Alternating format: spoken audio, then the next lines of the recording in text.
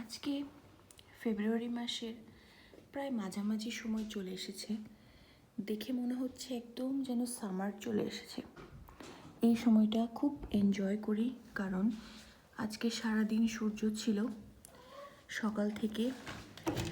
আর এই ঠান্ডার দেশে সূর্য থাকাটা একটা আসলে ব্লেসিংয়ের মতন মনে হয়।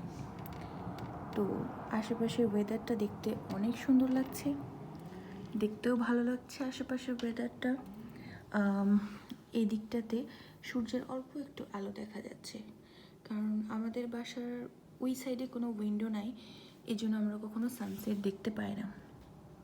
তো আজকে ঘুম থেকে উঠে একটা জিনিস হঠাৎ করে খেয়াল করলাম যে আমাদের বাসার নিচে রাত্রে ঠান্ডায় বরফে একটা পাখি মারা গেছে।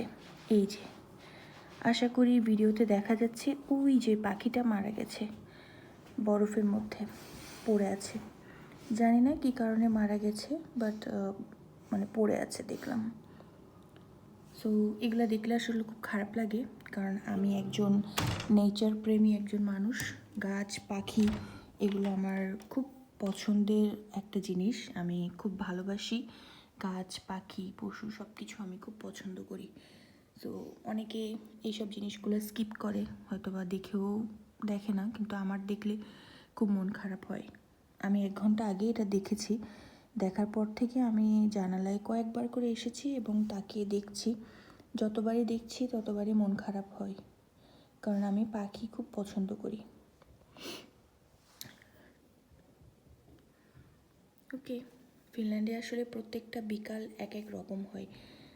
যেহেতু এটা নর্ডিক কান্ট্রি, আমাদের এই সাইডটা নর্থ সাইড, এবং এই সাইডটাতে আকাশের যে কালারটা এক এক দিন এক এক কালার হয়। আমার ফোনে অনেক ভিডিও আছে, আমি ফিনল্যান্ডে আসার পর থেকে অনেক ভিডিও করছি এই স্পেশালি নর্থ সাইডটার। এই নর্থ সাইডে মানে এক এক দিন এক একটা কালার দেখা যায়, যেটা দেখতে খুব ইন্টারেস্টিং এবং খুব সুন্দর লাগে। ক্যামেরাতে কতটুকু আসে জানি না, বাট সামনাসামনি দেখতে খুব ভালো লাগে। ওকে, আজকের মতন এখানেই শেষ করছি। আরেকদিন আরেকটা ছোট ভিডিও নিয়ে আসবো। মইক্কা নাহাটান।